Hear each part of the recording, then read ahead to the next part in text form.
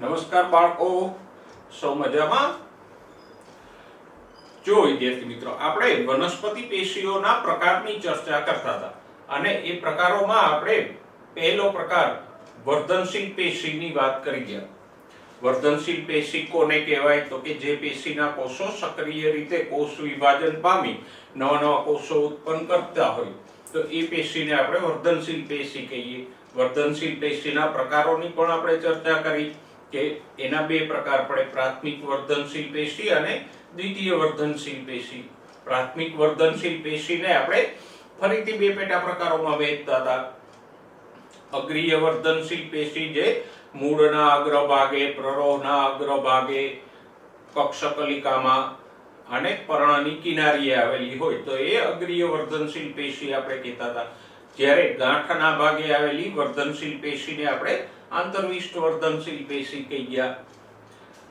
વર્ધનશીલ પેશીનો બીજો પ્રકાર છે દ્વિતીય વર્ધનશીલ પેશી કે જેમાં એધા અને ત્વક્ષેધાનો સમાવેશ થાય. એધા આપણે પુલીય એધા અને આંતરપુલીય એધા એમ બે ભાગમાં વહેંચી ગયા. તો આમ વર્ધનશીલ પેશીની ચર્ચા આપણે પૂરી કરી. આઈ હોપ કે તમને વર્ધનશીલ પેશી બરાબર સમજાઈ ગઈ હશે. હવે આજે વનસ્પતિ પેશીનો બીજો પ્રકાર જોઈએ, એ છે સ્થાયી પેશી.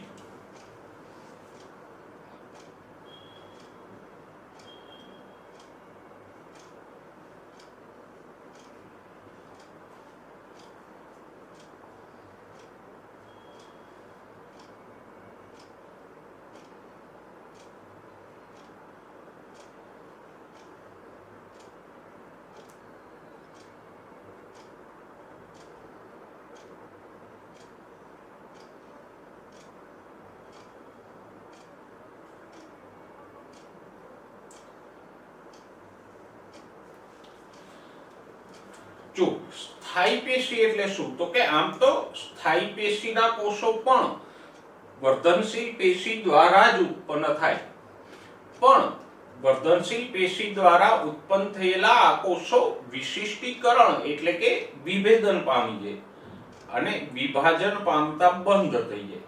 તો આવા કોષો કે જે વિશિષ્ટીકરણ કે વિભેદન પામી જાય અને વિભાજન નથી પામતા એવા પેશીના કોષોને આપણે શું કહીએ? સ્થાયી પેશી. જોઈએ, જો ઉદાહરણ તરીકે આ એક વર્ધનશીલ પેશીનો કોષ આપણે દોરીએ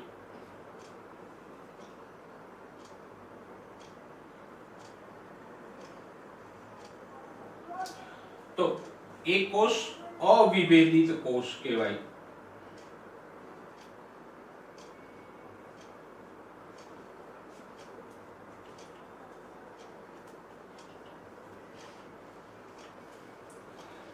આ વર્ધનશીલ પેશીનો કોષ છે.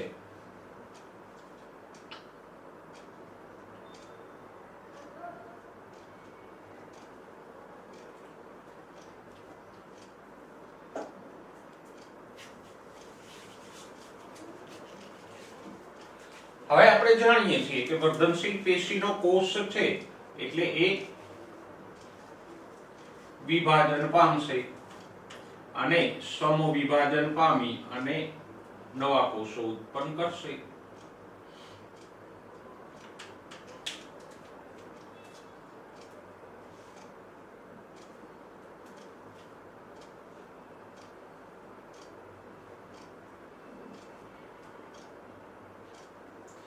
આ નવા કોષો પણ અવિભેદિત જ છે એટલે કે એનું વિશિષ્ટીકરણ થયું નથી.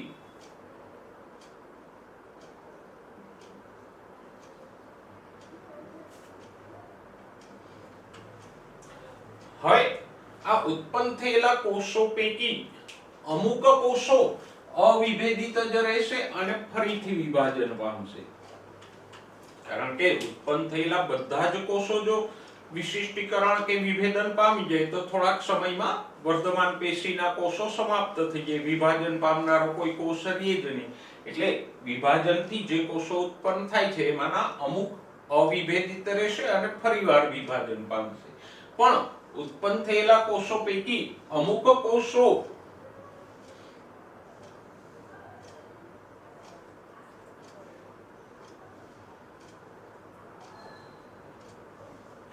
વિશિષ્ટીકરણ અથવા તો બીજો શબ્દ આપણે એના માટે વાપરી શકીએ વિભેદન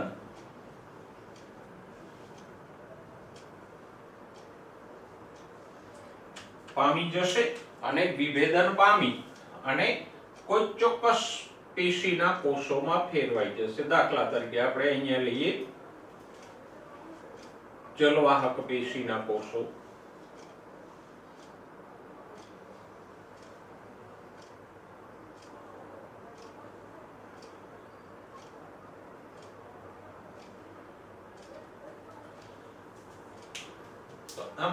આ જે કોષ હતો એ પોતાના આકાર અને સ્વરૂપોમાં ફેરફાર દર્શાવી અને કોઈ ચોક્કસ પેશીના કોષમાં ફેરવાઈ ગયો. તો હવે આ કોષને આપણે કેવો કહીશું? વિશિષ્ટીકરણ પામ્યો છે અથવા તો વિભેદન પામ્યો છે, માટે આ કોષને આપણે કહીશું વિભેદન પામેલો કોષ.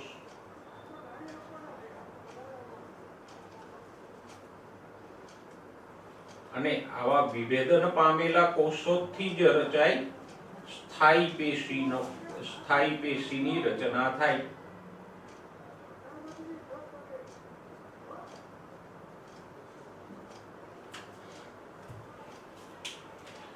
તો હવે બરાબર સમજાઈ ગયું સ્થાયી પેશીના કોષો ઉત્પન્ન ક્યાંથી થાય છે? તો કે સ્થાયી પેશીના કોષો પણ વર્ધનશીલ પેશીના કોષોના વિભાજનથી જ ઉત્પન્ન થાય. પણ એ સ્થાયી પેશીમાં કેવી રીતે ફેરવાઈ જાય? તો કે વિશિષ્ટીકરણ કે વિભેદનની પ્રક્રિયા દ્વારા એ પોતાના આકાર અને સ્વરૂપોમાં ફેરફાર દર્શાવી અને સ્થાયી પેશીના કોષમાં ફેરવાઈ જાય. અને સ્થાયી પેશીની બીજી વિશેષતા એ છે કે આવા કોષો હવે વિભાજન પામતા નથી.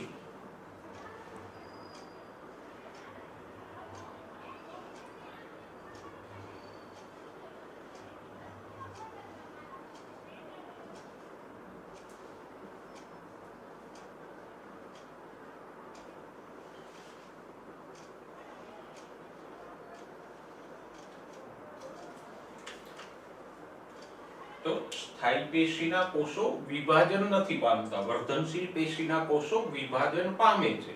પણ બીજી વસ્તુ આપણે એ પણ જોઈ કે સ્થાયી પેશીના કોષો પણ વર્ધનશીલ પેશીના કોષો દ્વારા જ ઉત્પન્ન થાય અને ઉત્પન્ન થયા પછી વિશિષ્ટીકરણ કે વિભેદન પામીને સ્થાયી પેશીમાં ફેરવાઈ જાય. તો આવી રીતે સ્થાયી પેશીના કોષો અસ્તિત્વમાં આવે.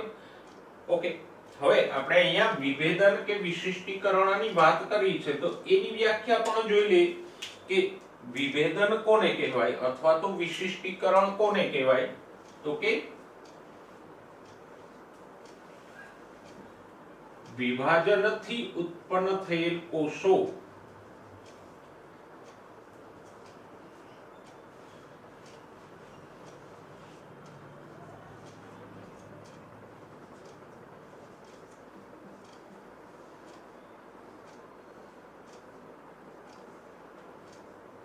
પોતાના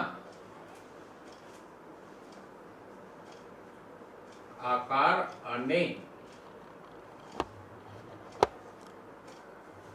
રચનામાં ફેરફાર દર્શાવે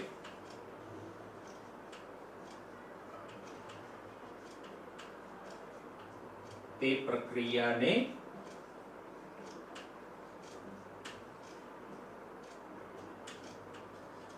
કોષ વિભેદન અથવા તો વિશિષ્ટીકરણ કહેવાય.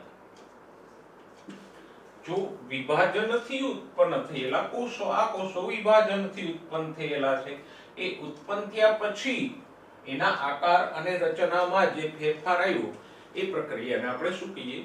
વિભેદન.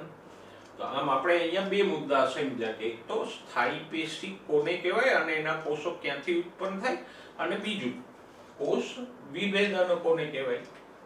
અને આવા સ્થાયી પેશીના કોષો વનસ્પતિના ઘણા બધા અગત્યના ભાગોની રચના કરે, જેમ કે અધિસ્તર,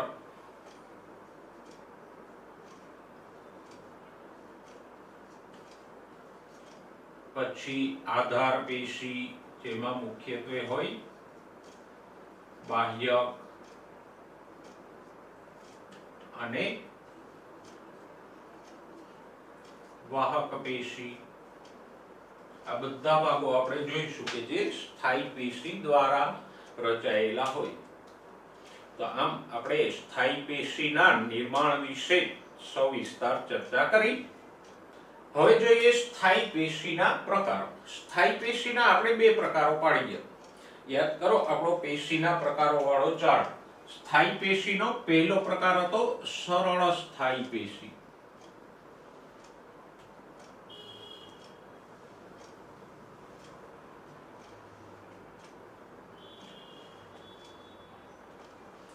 અને સ્થાયી પેશીનો બીજો પ્રકાર છે જટિલ સ્થાયી પેશી.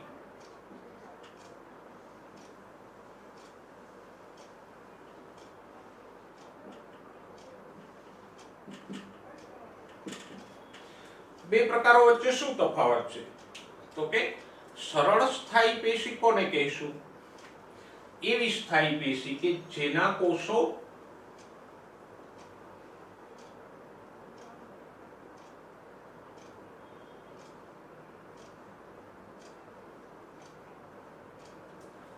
રચના અને કાર્યમાં સમાન હોય.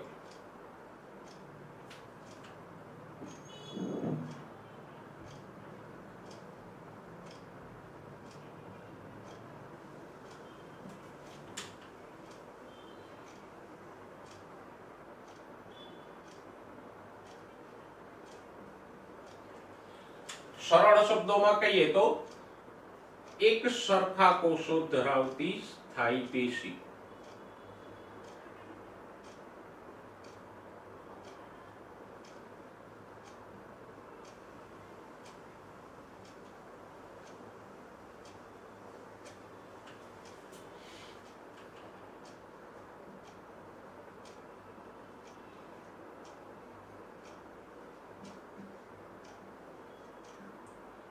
તો જે સ્થાયી પેશીમાં બધા કોષો એક જ સરખી રચના અને કાર્ય કરતા હોય તો એવી સ્થાયી પેશીને આપણે શું કહીએ? સરળ સ્થાયી પેશી. ઓકે. જટિલ સ્થાયી પેશી આનાથી અલગ છે. કોને કહીશું? તો કે જે વિવિધ પ્રકારના કોષોથી રચાયેલ હોય. એટલે કે એક કરતા વધારે પ્રકારના કોષો ધરાવતી હોય. તો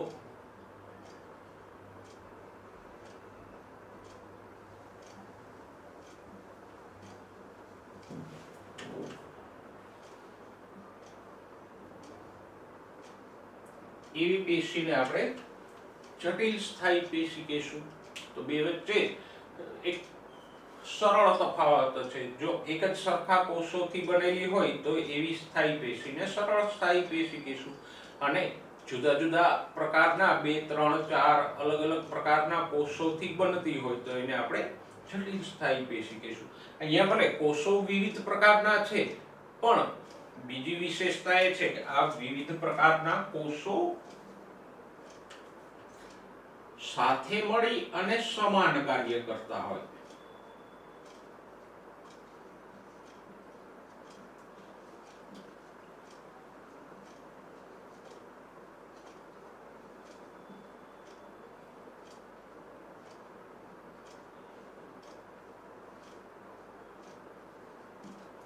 દાખલા તરીકે જલવાહક પેશી આપણે ભણશું જટિલ સ્થાયી પેશી તરીકે. તો એમાં 4 જુદા જુદા પ્રકારના કોષો હોય પણ એ બધા કોષો સાથે મળીને એક જ કાર્ય કરે છે. શું? પાણી અને ખનિજોનું વહન. તો ભલે અલગ અલગ પ્રકારના કોષો છે પણ બધા સાથે મળીને એક જ કાર્ય કરે છે. એટલે આપણે જલવાહકને 4 અલગ અલગ પેશી નથી ગણતા, એક જ પેશી ગણીએ છીએ. કયા પ્રકારની? જટિલ સ્થાયી પેશી. તો આમ જે સ્થાયી પેશીમાં વિવિધ પ્રકારના કોષો સાથે મળી અને સમાન કાર્ય કરતા હોય તો એવી પેશીને આપણે શું કહીએ? જટિલ સ્થાયી પેશી. તો આમ સ્થાયી પેશીને આપણે બે પ્રકારોમાં વિભાજિત કરી: સરળ સ્થાયી પેશી અને જટિલ સ્થાયી પેશી. હવે જોઈએ સરળ સ્થાયી પેશીના વિવિધ પ્રકારો અને એના લક્ષણો. જો સરળ સ્થાયી પેશીમાં સૌથી પહેલો પ્રકાર આપણે પાડી શકીએ મૃદુતક પેશી.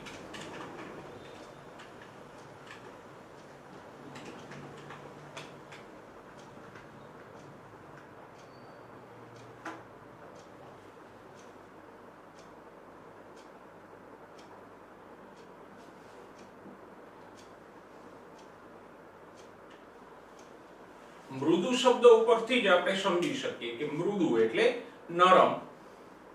તો મૃદુતક પેશીના લક્ષણો આપણે જોઈએ તો મૃદુતક પેશીના કોષો વનસ્પતિના લગભગ બધા જ ભાગોમાં આવેલા હોય, એટલે કે મૂળ, પ્રકાંડ અને પર્ણ એમ દરેક ભાગમાં મૃદુતક પેશી આવેલી હોય.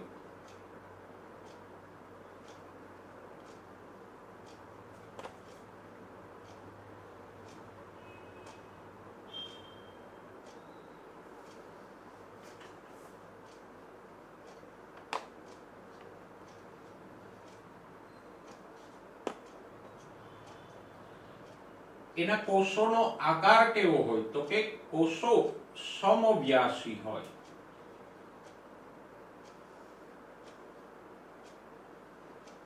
સમવ્યાસી એટલે લગભગ ત્રણેય તલમાં સમાન વ્યાસ ધરાવતા હોય એવા.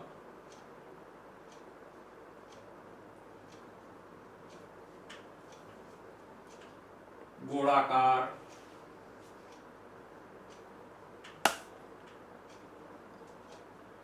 અંડાકાર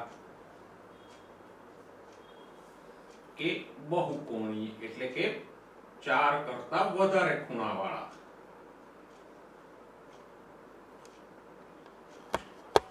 આમ આકારમાં એ વિવિધ પ્રકારના હશે, ગોળ, અંડાકાર, બહુકોણીય એમ અલગ અલગ પ્રકારના આકાર ધરાવતા હોય. પણ મૃદુતક પેશી એવું નામ જેના ઉપરથી આપ્યું છે આપણે, એ લક્ષણ કયું છે તો કે કોષો પાતળી સેલ્યુલોઝની દિવાલ ધરાવતા.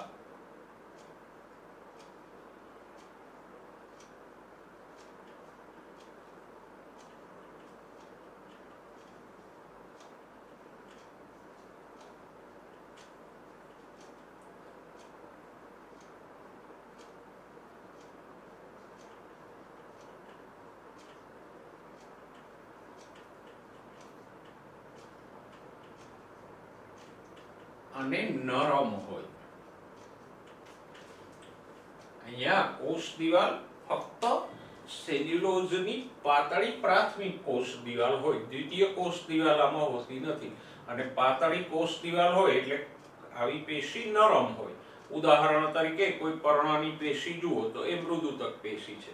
બટાકાનો ભાગ છે અથવા તો કોઈ પણ ફળનો ગર હોય તો એ મૃદુતક પેશી છે. જુઓ, કેળા, સફરજનનો ગર લ્યો, બટાકું લ્યો તો એ કેવું નરમ હોય, પર્ણ લ્યો તો એ પણ નરમ હોય. તો આ બધા ભાગો મૃદુતક પેશીથી બનેલા છે. અને મૃદુતક પેશી મૃદુ એટલે કે નરમ શા માટે હોય તો કે એના કોષો સેલ્યુલોઝની પાતળી પ્રાથમિક દિવાલ જ ધરાવે છે, અહીંયા દ્વિતીય દિવાલ હોતી નથી. તો આમ મૃદુતક પેશીનું આ એક ખાસ લક્ષણ છે કે અહીંયા કોષો ફક્ત સેલ્યુલોઝની કોષ દિવાલ ધરાવતા અને નરમ હોય. એની ગોઠવણી કેવી છે તો કે ગાઢ ગોઠવણી અથવા તો આંતરકોષીય અવકાશ વાળી ગોઠવણી. આંતરકોષીય અવકાશ એટલે કોષો કોષો વચ્ચેની જગ્યા.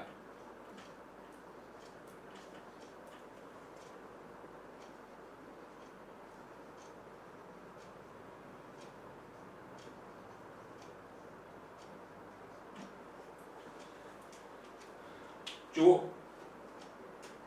ગાઢ ગોઠવણી કોને કહીશું તો કે આમ ખાસ જ્યારે બહુકોણીય કોષો હોય 5 કે 6 ખૂણા વાળા, તો એમની વચ્ચે કોઈ જગ્યા નથી હોતી, તો આને આપણે કહીશું ગાઢ ગોઠવણી. જ્યારે કોષો ગોળ કે અંડાકાર હોય તો એમની વચ્ચે જગ્યા રહે.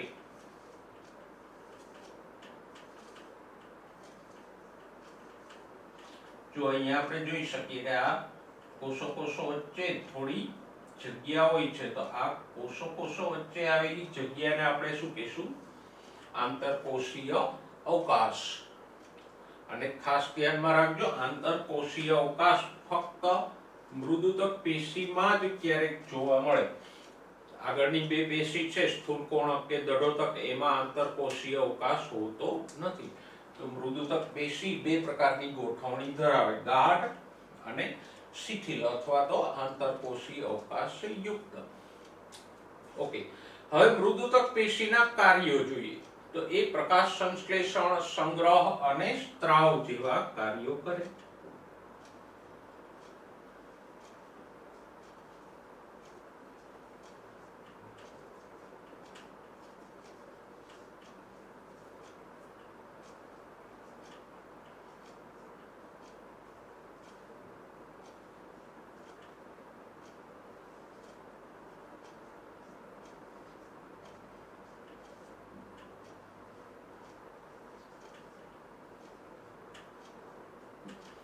ઓકે, પર્ણમાં આવેલ હોય તો એ મૃદુતક પેશી પ્રકાશ સંશ્લેષણનું કાર્ય કરે. હરિતકણ ધરાવતી હોય, ઘણી વખત કોઈને કોઈ પદાર્થનો સંગ્રહ કરતી હોય. દાખલા તરીકે બટાકામાં જે મૃદુતક પેશીના કોષો હોય એ સ્ટાર્ચ કણોનો સંગ્રહ કરે. સફરજનમાં જે મૃદુતક પેશીના કોષો હોય એ શર્કરાનો સંગ્રહ કરે. એ ઉપરાંત ક્ષીર કે રાળ જેવા પદાર્થોનો પણ સંગ્રહ કરે અને સ્ત્રાવનું કાર્ય કરે. ક્ષીર કે રાળ કે ગુંદર જેવા પદાર્થોના સ્ત્રાવનું કાર્ય કોણ કરશે? મૃદુતક પેશી. તો આમ અલગ અલગ પ્રકારના કાર્ય કરે. પર્ણમાં હોય તો પ્રકાશ સંશ્લેષણનું કામ કરે. બટાકા કે ફળમાં એ સ્ટાર્ચ કે શર્કરા જેવા પદાર્થોના સંગ્રહનું કામ કરે. આંકડો કે એવી વનસ્પતિમાં એક ક્ષીર, રાળ, ગુંદર જેવા પદાર્થોના સ્ત્રાવનું કામ કરશે. તો આપણે વાત કરી મૃદુતક પેશીની. હવે બીજો પ્રકાર જોઈએ સરળ પેશીનો, એ છે સ્થૂલકોણક પેશી.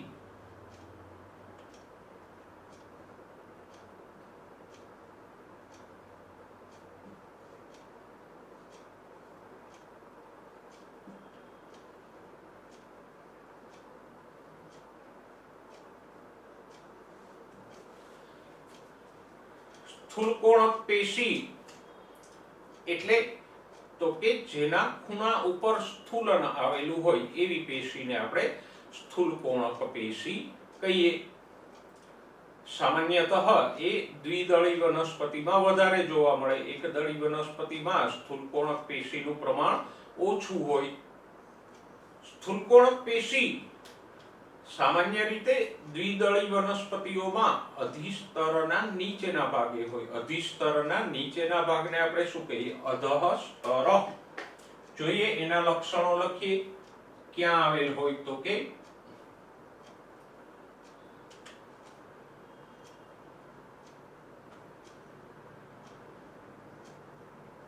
દ્વિદળી વનસ્પતિઓમાં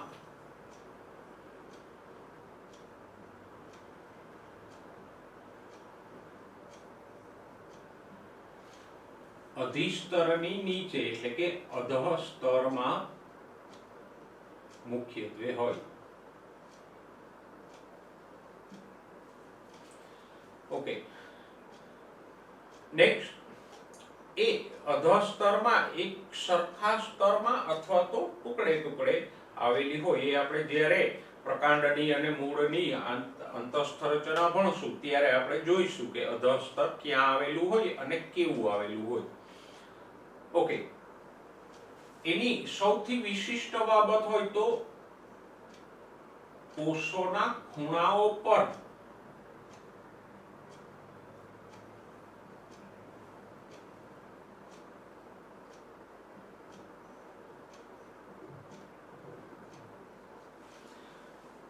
કોષો અહીંયા બહુકોણીય હોય, 4 કે 5 ખૂણા વાળા, અને એના ખૂણાઓ ઉપર સ્થૂલન થાય. શેનું સ્થૂલન થાય? સ્થૂલન એટલે જમાવટ.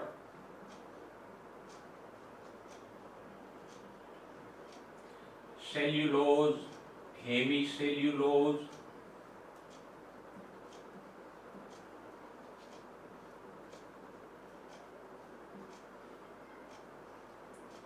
કે પેક્ટિનનું સ્થૂલન હોય.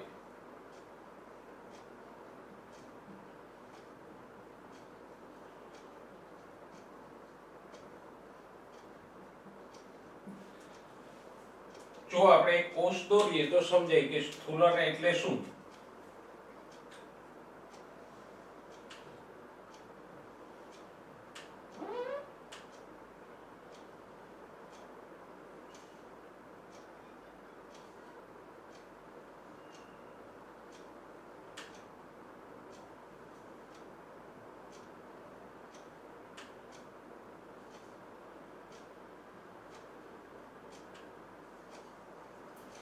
આ કોષ છે, આ સેલ્યુલોઝની પાતળી કોષ દિવાલ છે, પણ સમય જતા એ સેલ્યુલોઝની દિવાલની અંદર તરફ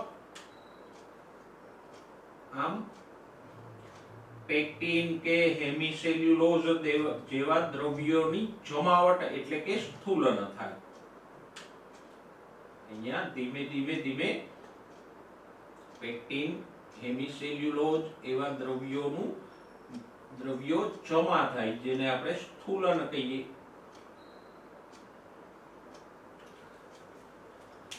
અને ખૂણાઓ ઉપર સ્થૂલન થાય છે માટે પેશીનું નામ શું આપ્યું આપણે? સ્થૂલક કોણક પેશી. આ નરમ દિવાલ વાળી હતી માટે મૃદુતક પેશી. અહીંયા કોષોના ખૂણાઓ ઉપર સ્થૂલન છે માટે સ્થૂલક કોણક પેશી. આમ સ્થૂલકોણક પેશીનું આ ખાસ લક્ષણ છે કે કોષોના ખૂણાઓ ઉપર સ્થૂલન જોવા મળે. શેનું જોવા મળશે? સેલ્યુલોઝ, હેમિસેલ્યુલોઝ કે પેક્ટિનનું આ રીતે સ્થૂલન જોવા મળશે. ઓકે, હવે કોષોના આકારની વાત કરીએ તો અહીંયા પણ મૃદુતક પેશીની જેમ જ કોષો અંડાકાર, વર્તુળાકાર કે બહુકોણીય હોય. ક્યારેક હરિત કણો પણ ધરાવે.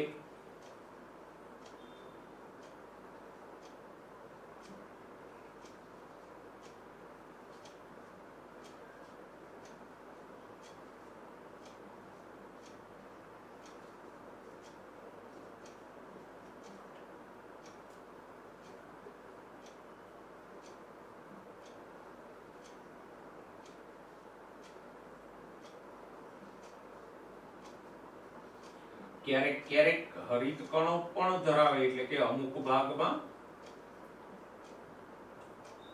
સ્થૂલકોણક પેશીના કોષો પણ હરિત કણો ધરાવતા હોય. સામાન્ય રીતે હરિત કણયુક્ત કોષો મૃદુતક પેશીના હોય.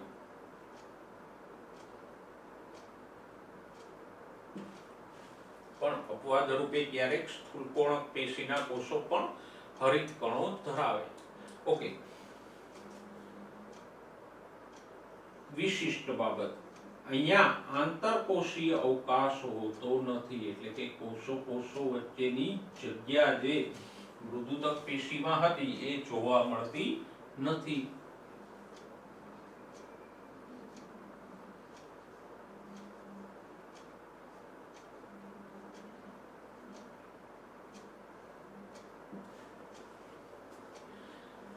અને ક્યાં આવેલી હોય તો જુઓ, એક તો આપણે જોયું કે અધઃ સ્તરમાં હોય, એ ઉપરાંત પર્ણદંડમાં આવેલી હોય અને તરુણ પ્રકાંડમાં આવેલી હોય.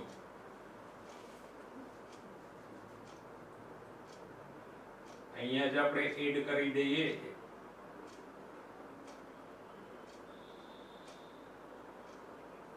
તરુણ એટલે કુમળા પ્રકાંડો જે લીલા હોય એમાં.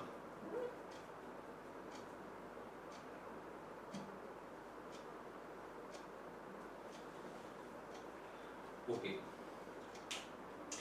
અને આ પેશીના કોષોની દિવાલ થોડીક જ જાડી છે. જુઓ, અહીંયા ફક્ત સેલ્યુલોઝની દિવાલ હતી, પણ અહીંયા ખૂણાઓ ઉપર સ્થૂલન થયું એટલે દિવાલ થોડીક જાડી અને મજબૂત થઈ ગઈ. માટે મૃદુતક પેશીવાળા ભાગો એકદમ નરમ હોય, જેમ કે બટાકુ, પર્ણ વગેરે. સ્થૂલકોણક પેશીવાળા ભાગો થોડા મજબૂત હશે, એકદમ બરડ પણ નહીં હોય પણ મજબૂત અને સ્થિતિસ્થાપક હશે. જ્યારે દઢોતક પેશીયુક્ત ભાગો એકદમ લાકડા જેવા કઠણ હશે. તો આ પેશી મધ્યમ મજબૂતાઈ ધરાવે અને વનસ્પતિ અંગોને સ્થિતિસ્થાપકતા આપે. અને બીજી એક વિશેષતા,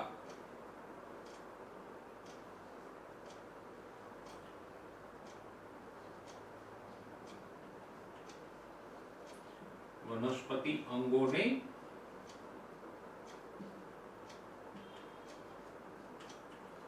સ્થિતિસ્થાપકતા આપે.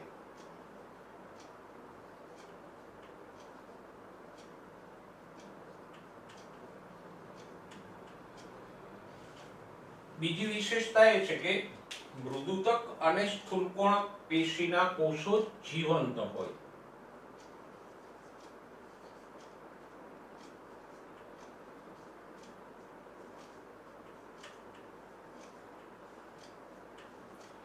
જ્યારે દળોતક પેશી, જે ત્રીજો પ્રકાર આપણે જોઈશું, એના કોષો સામાન્ય રીતે મૃત હોય, એમાં કોષ કેન્દ્ર કે જીવરસ ન હોય. પણ મૃદુતક અને સ્થૂલકોણક પેશીના કોષો કેવા હશે? જીવંત, એટલે કે કોષરસ અને કોષ કેન્દ્ર યુક્ત હોય. તો આપણે સ્થૂલકોણક પેશીની ચર્ચા કરી, એના લક્ષણો સવિસ્તાર જોયા. હવે સરળ પેશીનો ત્રીજો પ્રકાર જોઈએ, એ છે દળોતક પેશી.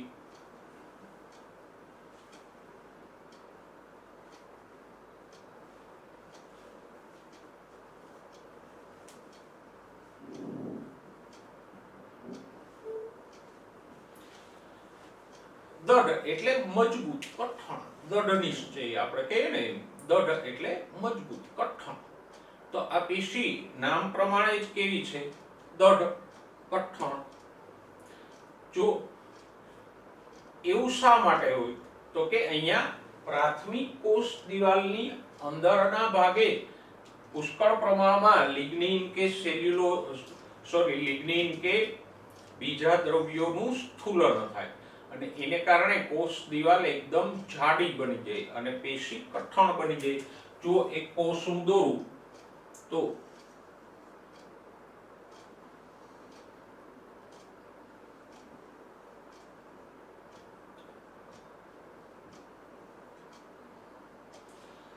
આ સેલ્યુલોઝની પાતળી દિવાલ છે, એને આપણે કહીશું પ્રાથમિક કોષ દિવાલ.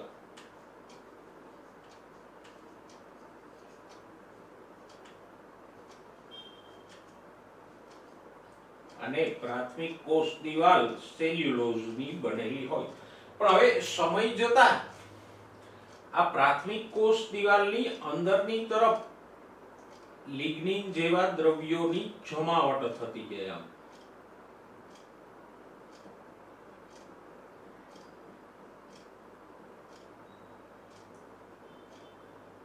આ રીતે પ્રાથમિક દિવાલની ઉપર અંદરની સાઈડ લિગ્નિન કે એવા પદાર્થોની જમાવટ કે સ્થૂલન થતું જાય. પણ આ સ્થૂલન ફક્ત ખૂણાઓ ઉપર નહીં હોય, આખી દિવાલ ઉપર હશે. અને ધીમે ધીમે ધીમે કરતા અહીંયા એક મજબૂત જાડી નવી દિવાલ બની જાય અંદરની તરફ. એને આપણે કહીશું દ્વિતીય દિવાલ.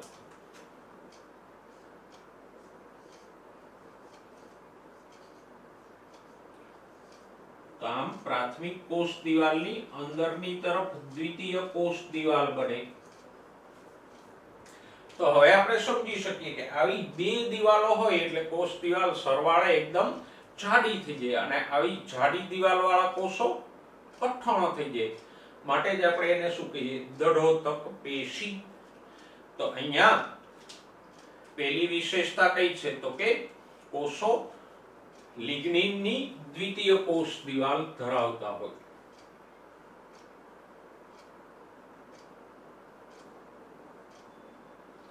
દ્વિતીય કોષ દિવાલ શેની બનેલી હોય? લિગ્નિન નામના પદાર્થથી બનેલી હોય.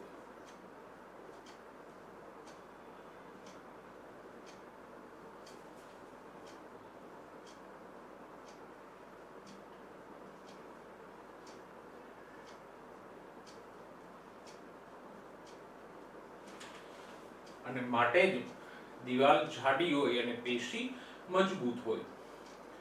અહીંયા કોષો સાંકળા હોય. સાંકળા એટલે ઓછી પહોળાઈના, અને એનું વચ્ચેનું જે છિદ્ર છે એ પણ એકદમ નાનું થઈ જાય, કારણ કે વચ્ચેનું જે પોલાણ હતું કોષનું એની ઘણી બધી જગ્યા તો આ દ્વિતીય દિવાલે રોકી લીધી, એટલે કોષો કેવા છે? આકારમાં સાંકળા.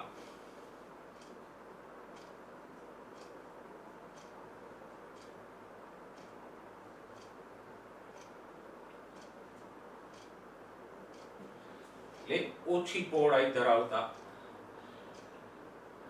અને દિવાલની અંદર ઘણી વખત ગર્ત આવેલા હોય.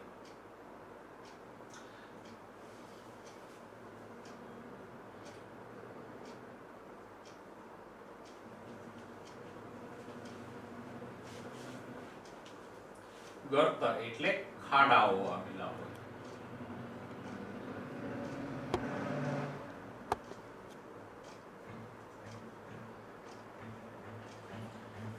ઓકે, બીજી વિશેષતા કે અહીંયા કોષો કેવા છે? મૃત, જીવરસ વગરના.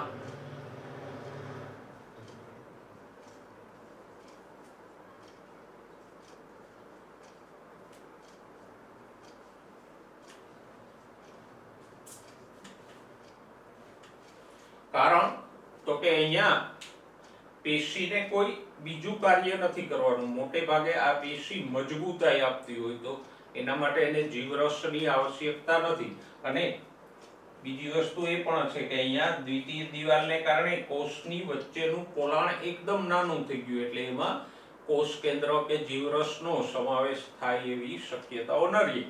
એટલે કોષો અહીંયા કેવા છે? મૃત. મૃદુતક અને સ્થૂલકોણકમાં જીવંત કોષો હોય, દડોતકમાં મૃત કોષો હોય, એ યાદ રાખજો. ઓકે, હવે રચના, ઉત્પત્તિ અને વિકાસની દ્રષ્ટિએ દડોતક પેશીના બે પેટા પ્રકારો પડે.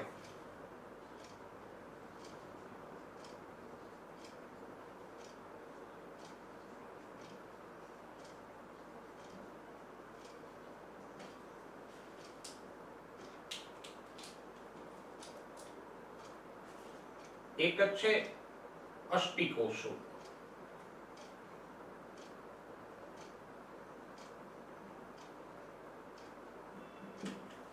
કોને કહીશું?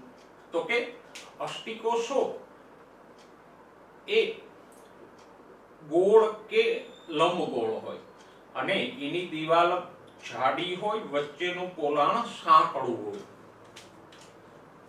અષ્ટિકોષો કેવા હોય? તો કે ગોળાકાર કે લંબગોળ હોય, અને એની વચ્ચેનું પોલાણ એકદમ સાંકડું હોય.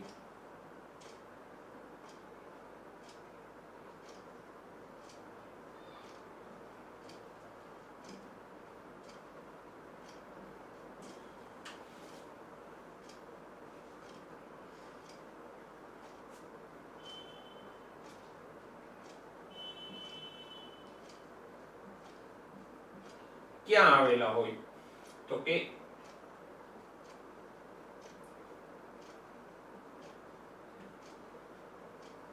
ચીકુના ગરમાં, વાલના બીજાવરણમાં,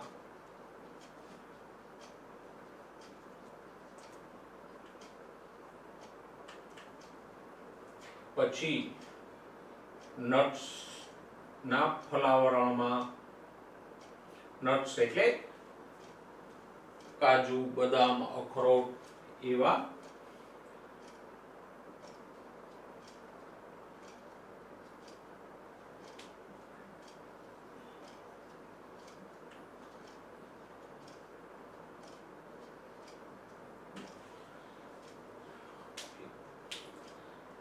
તો કાજુ, બદામ, અખરોટ વગેરે આપણે આખા લઈએ તો એની ઉપર એક કઠણ આવરણ હોય.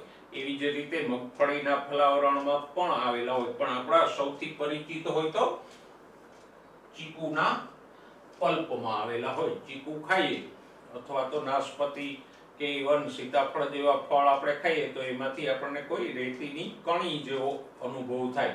તો એ જે કણીઓ જેવો અનુભવ થાય છે એ શું છે? આ અષ્ટિકોષો. એનાથી એ ભાગને મજબૂતી મળે.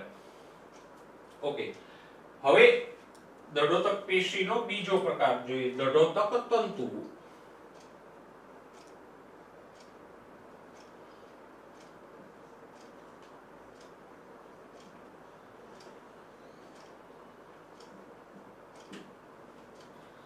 નામ પ્રમાણે જ કેવા છે તો કે લાંબા, નળાકાર, ઘણીવાર અણીદાર છેડાયુક્ત હોય.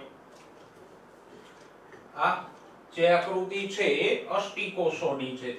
એની દિવાલમાં ઘણા બધા આમ ગર્તો કે છિદ્રો આવેલા હોય.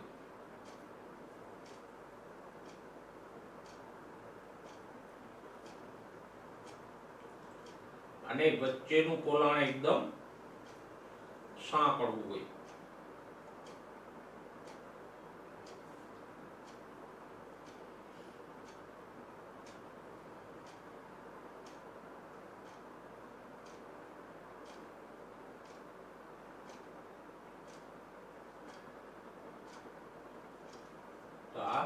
અષ્ટિકોષની આકૃતિ છે. બાજુમાં આપણે દડોતક તંતુની આકૃતિ દોરીએ તો નામ પ્રમાણે જ એ આવા લાંબા હોય, વચ્ચેનું પોલાણ એકદમ સાંકડું હોય અને દિવાલ જાડી હોય.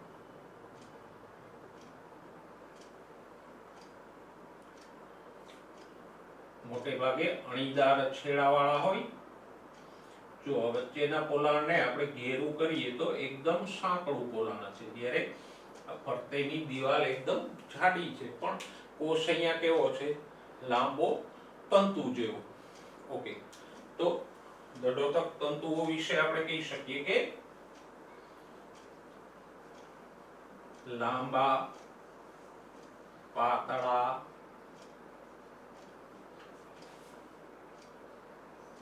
નળાકાર, અણીદાર છેડાયુક્ત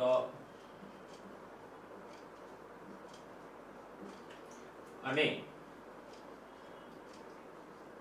જાડી દિવાલ તો હશે જ, કારણ કે દડોતક પેશી છે. ક્યાં હોય તો કે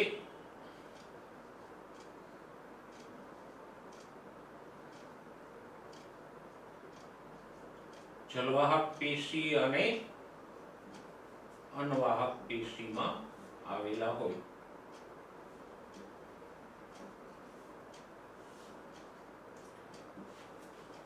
આપણે જલવાહક અને અનવાહકની રચના ભણશું ત્યારે જોઈશું. સામાન્ય ઉદાહરણ આપણે ચિરપરિચિત ઉદાહરણ લેવું હોય તો એ છે નાળિયેરના રેસાઓ. એ દડોતક તંતુઓ છે. તો આમ આપણે ત્રણેય પ્રકારની સરળ સ્થાયી પેશી જોઈ: મૃદુતક પેશી, સ્થૂલકોણક પેશી અને દડોતક પેશી. આ જ રીતે ત્રણ ભાગમાં તમારી નોટમાં સરસ રીતે મુદ્દાસર નોંધી લેજો આકૃતિ સાથે, જેથી કરીને યાદ રાખવામાં સરળતા રહે અને આમાંથી કોઈ MCQ આવે તો સરળતાથી આપણને આવડી જાય કે કઈ પેશીના કોષો વનસ્પતિના બધા ભાગોમાં આવેલા હોય, કઈ પેશીના કોષોમાં આંતરકોષી અવકાશ જોવા મળે, કઈ પેશીમાં લિગ્નિન કે હેમિસેલ્યુલોઝનું સ્થૂલન આવેલું હોય, અથવા તો સ્થૂલકોણક પેશીમાં કયા પદાર્થોનું સ્થૂલન થાય. દડોતક પેશીના કોષોમાં દ્વિતીય દિવાલ શેની બનેલી હોય. એવા MCQ કોઈ પણ રીતે આપણને પૂછે તો મુદ્દાસર નોંધેલો હોય તો આપણને સરળતાથી આવડી જાય. નેક્સ્ટ ટાઈમ જટિલ સ્થાયી પેશી અને એના પ્રકારોની ચર્ચા સાથે ફરીવાર મળીશું. ત્યાં સુધી સ્વસ્થ રહો, મસ્ત રહો અને ભણવામાં વ્યસ્ત રહો.